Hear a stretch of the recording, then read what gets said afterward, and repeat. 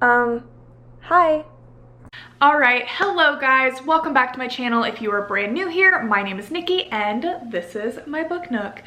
Y'all, it's been a while since I've done one of these videos.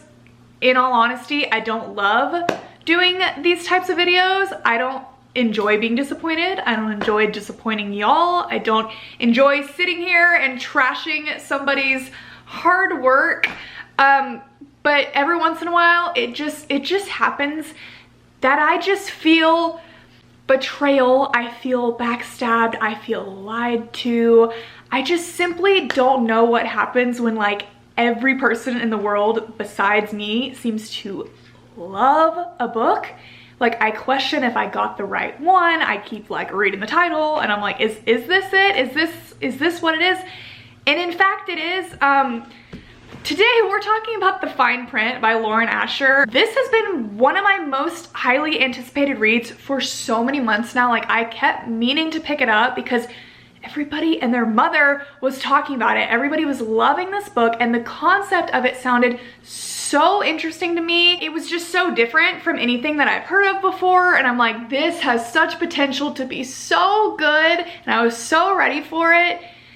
But y'all, I started this book on January 2nd, and I believe today is January 27th, and I just officially had to throw in the towel at 82% of the way. I know that because even though I have the physical copy, I was reading it on my Kindle. I just can't with this book. I cannot, and I've made it so far through that I feel like I can definitely talk to it. I want to talk about it. I want to give my thoughts. I want to give you guys the synopsis and everything because of course if you're interested, like go see how you feel for yourself, but I gotta let you know what I think about this. So I guess let's just get into it. So this book is called The Fine Print. It is the first book in what is going to be the Dreamland Billionaires series. And basically at the beginning of the story, we meet this man named Rowan Kane. He is one of three brothers and they are the three grandsons of what is basically this world's equivalent of Walt Disney. His name is Brady Kane, but it's literally like he's supposed to be Walt Disney. He was known for founding this like massive, I guess, corporation, media company, whatever you want to call it. But I mean, they have a streaming service, they make movies, but they're most known for Dreamland, which is their like massive amusement park. And basically at the start of this story, we learned that Brady Kane has just recently passed away and now Rowan and his two brothers are all meeting to read the will, basically see what they've been given following Brady Kane's passing. They've all been very involved in the business for basically since they've been adults. They're all like in their early 30s now. But now that Brady has passed away, obviously they're going to be given like a big part of the company. Like they're going to be moving up to like CEO, COO, like CFO, like all those types of positions. And Rowan is expecting to get the position of CFO and that's what he's worked for. But it's not going to be that simple because Brady Kane has left behind a letter for each of his grandsons, each giving them a task that they have to complete before they can earn their share in Dreamland. Which you can already tell, like when it's set up, you're like, okay, this is totally gonna be a series. Each book is gonna focus on each of the like grandsons, what they have to do. Like the concept sounds so freaking good. So basically Rowan's task is that he needs to take over Dreamland. He needs to become the director of Dreamland and he has 6 months to spearhead a project that basically is supposed to bring back the magic, like reinvigorate Dreamland and just bring it back to the way it was in the past, but better. Like you can tell from Brady's letter to Rowan that he cares very much for him and you can tell that Rowan used to be a big dreamer when he was a kid, but over time, like as he's grown up, he's grown hardened. He's very much just like a straight-laced businessman now.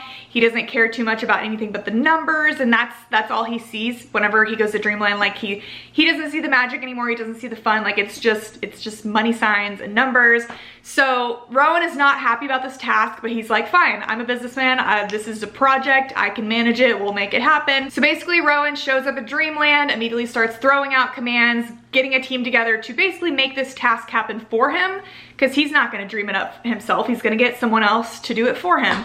So he goes to this meeting and sits in amongst all the employees to kind of see what's going on, and right away this girl stumbles through the door with her skateboard. I'm not joking, her skateboard, making all this racket. She's late, she's like stumbling through the crowd, she ends up sitting by Rowan, and of course she's just like strikingly different and beautiful, but she's also like disruptive and like disrespectful, and why would she come late to this, and how dare she, and immediately catches Rowan's eye even though she's like way younger. She's not like young, but she's like in her early 20s, and again he's like in his early 30s. Big billionaire, like in charge of this massive company, and this girl Zara is just like a young girl.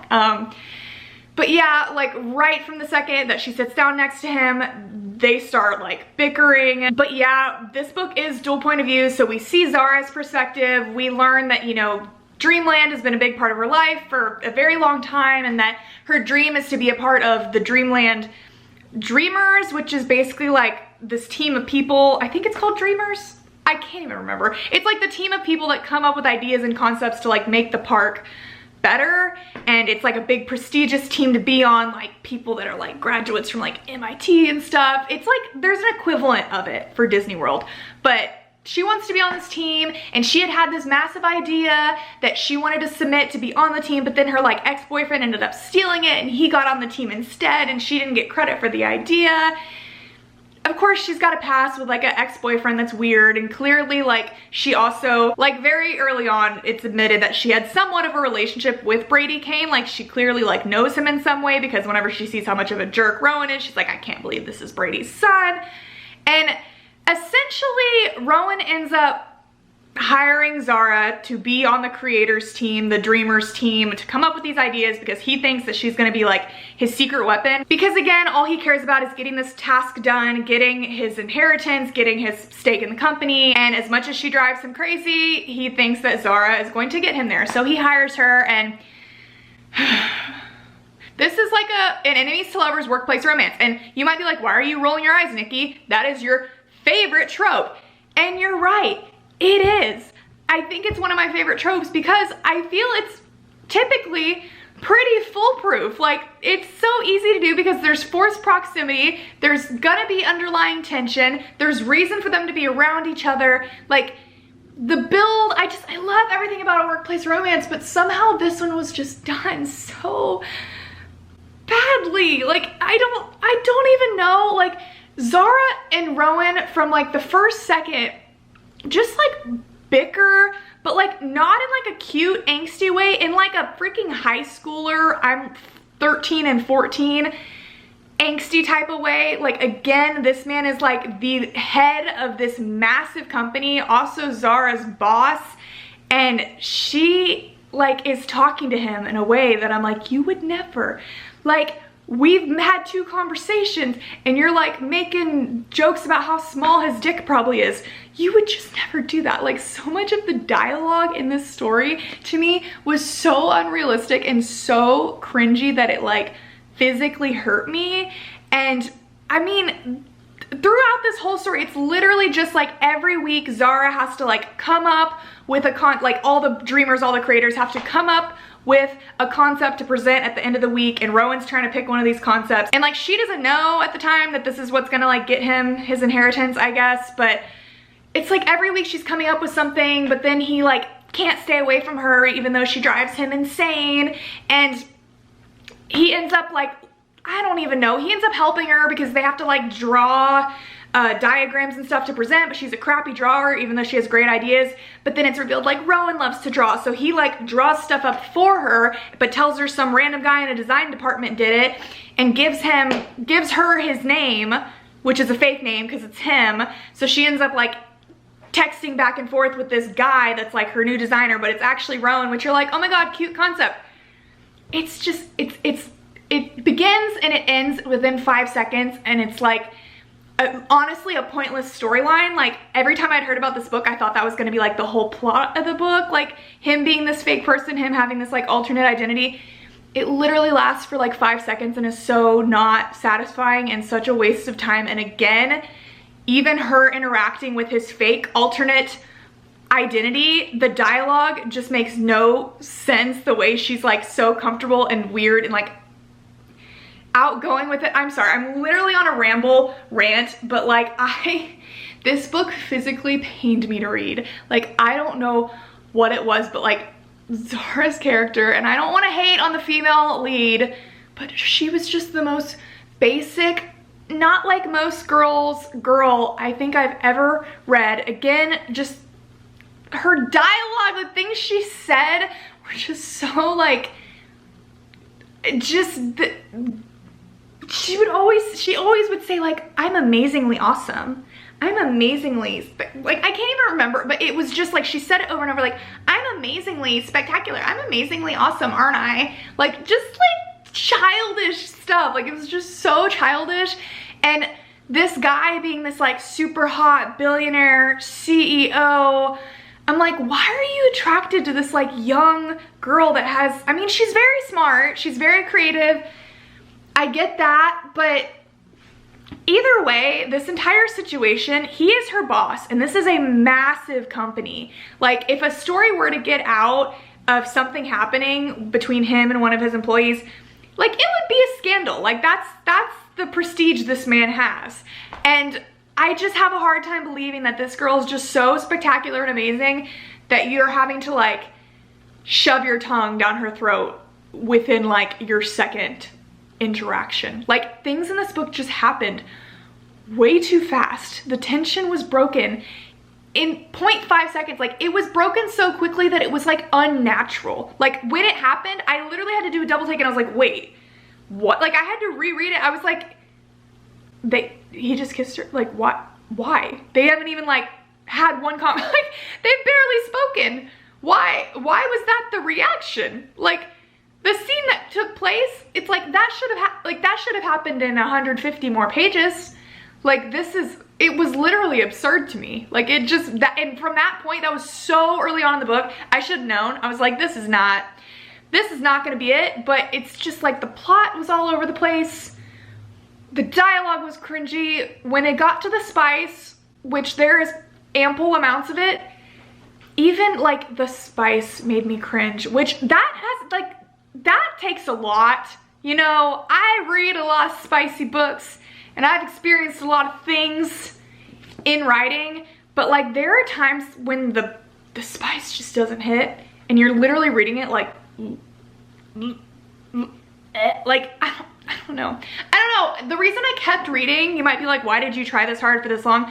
Again, so many people love this book. So many people have talked about it. And I will give credit where credit is due. Every so often, like every time I was about at the point where I was like, okay, I think I need to stop reading this book, Rowan would like say a line. A line would get thrown out where I was kind of like, ooh, okay, spicy. Or like something would happen. Someone would say something, or there'd be like a quote that I just thought was like good.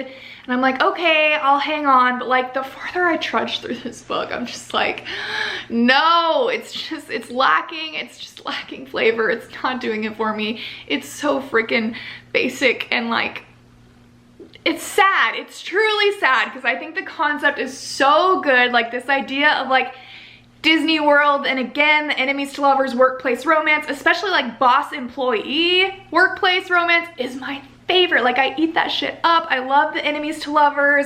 I'm even here for like the age gap. I'm here for like the scandalousness of it all. Like, literally everything this book had to offer, I'm like, check, check, check, check, check, check.